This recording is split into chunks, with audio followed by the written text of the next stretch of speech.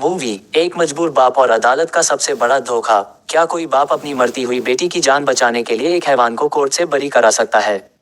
क्या कानून की देवी की आंखों पर बंधी पट्टी सच में न्याय करती है, या फिर इस पट्टी के पीछे छुपा होता है एक ऐसा भयानक सच जो अच्छे अच्छों के होश उड़ा दे? आज की कहानी एक ऐसे ही हाई प्रोफाइल मर्डर केस की है जहां कोर्ट रूम के अंदर वकील और गवाहों के बीच शतरंज का ऐसा खेल खेला जाता है जिसमें हर चाल के साथ मौत का काउंटडाउन शुरू हो जाता है। वीडियो को अंत तक देखिएगा क्योंकि आखिरी में जो ट्विस्ट आएगा उसे देखकर आपके रोंगटे खड़े हो जाएंगे। इंट्रोडक्शन और सेटअप। अस्पताल का सीन। एक छोटी बच्ची वेंटिलेटर पर है। फिर एक रईस और घमंडी लड़के की एंट्री। कहानी के केंद्र में है अर्जुन मेहरा, जो शहर का सबसे बेहतरीन और शातिर डिफेंस लॉयर है। लेकिन इस वक्त अर्जुन अपनी जिंदगी की सबसे बड़ी लड़ाई लड़ रहा है। उसकी अपनी बेटी समाइरा अस्पताल में मौत से जूझ रही है और उसे तुरंत बोन मैरो ट्रांसप्लांट की जरूरत है। और किस्मत का खेल देखिए, इस ट्रांसप्लांट का इंतजाम सिर्फ एक ही शख्स कर सकता है, शहर का सबसे ताकतवर नेता हर्षवर्धन गौर। लेकिन इस मदद के बदले हर्षवर्धन अर्जुन के सामने एक शर्त रखता है। उसे अपने बिगड़ल और अयाश बेटे शौर्य को मर्डर केस से बचाना होगा। शौर्य पर आरोप है कि उसने सोमा मित्तल नाम की एक बेकसूर लड़की की बेरहमी से हत्या कर दी है। सोमा की अस्पताल में मौत हो चुकी है और बाहर जनता न्याय के लिए सड़कों पर उतर आई है। अर्जुन इस हैवान को बचाना नहीं चाहता, लेकिन एक बेबस बाप के सामने अपनी बेटी की जान बचाने के अलावा कोई और रास्ता नहीं है। The court room battle. Court का सीन। सरकारी वकील मधुरा बनर्जी का गुस्से से भरा चेहरा। डॉक्टर घोष और डॉक्टर कैरोल हकीम के सीन। अदालत की कार्रवाई शुरू होती है। सरकारी वकील मधुरा बनर्जी इस केस को जीतने के लिए अपनी पूरी ताकत झोंक देती हैं। वह फोरेंसिक एक्सपर्ट डॉक्टर घोष के जरिए ये साबित करने की कोशिश करती हैं कि मर्डर वेपन पर मिला खून शौर्य का ही है। लेकिन अर्जुन मेहरा अपनी शातिराना दलीलों से इस सबूत की धज्जियां उड़ा देता है। वह कोर्ट में देश की सबसे senior forensic scientist doctor Carol Hakim को बुलाता है, जो ये साबित कर देती है कि खून का सैंपल बहुत कम और दूषित था, जिसकी वजह से टेस्ट के परिणाम गलत भी हो सकते हैं।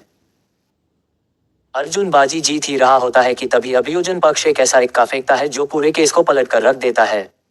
द सरप्राइज विटनेस और बट्रेयल। विटनेस बॉक्स में सुधाकर पिल्लई का आना। फिर शौर्य की पत्नी गौरी का सफेद साड़ी में कोर्ट में दाखिल होना।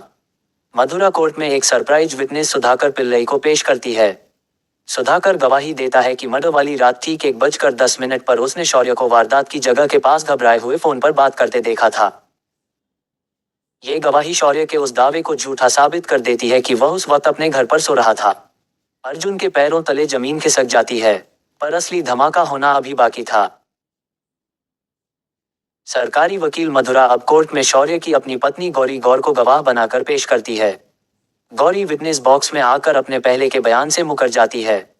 वह रोते हुए कहती है, मेरा पति रात 1 बजे नहीं बल्कि सुबह 4 बजे घर आया था। वह बहुत ताकतवर हैं, इसलिए मैं डर के मारे झूठ बोल रही थी। लेकिन सोमा की मौत के बाद मेरा जमीर जाग गया है। इस गवाही के बाद पूरा कोर्ट रूम सन रह जाता है। मीडिया में ये खबर आग की तरह फैल जाती है कि शौर्य का बचना अब नामुमकिन है। द क्लाइमैक्स और the master stroke. Arjun Mehra के चेहरे पर एक रहस्यमयी मुस्कान। पुलिस कंट्रोल रूम की रिकॉर्डिंग प्ले होना। शौर्य खुद जेल की सलाखों के पीछे से अर्जुन पर चिल्लाता है, मैं तुम्हें लाखों रुपए दे रहा हूं, मुझे बचाओ। लेकिन अर्जुन शांत है। वो कोर्ट में वापस आता है और जज साहब से कहता है, योर ऑनर, इस ड्रामे को अब खत्म करते हैं। अर्जुन कोर्ट में गवाह के तौर पर पुलिस कंट्रोल रूम के सब इंस्पेक्टर को बुलाता है और उस रात की 2 कॉल रिकॉर्डिंग्स प्ले करने को कहता है। कॉल 1, हेलो, वो मुझे मार रहा है, प्लीज मदद भेजिए। कॉल 2, हेलो, मैं ठीक हूँ, किसी को भेजने की जरूरत नहीं है। ये रिकॉर्डिंग्स किसी और की नहीं बल्कि शौर्य की पत्नी गौरी की थी। और यह कॉल मर्डर वाली रात ठीक 1:10 पर की गई थी।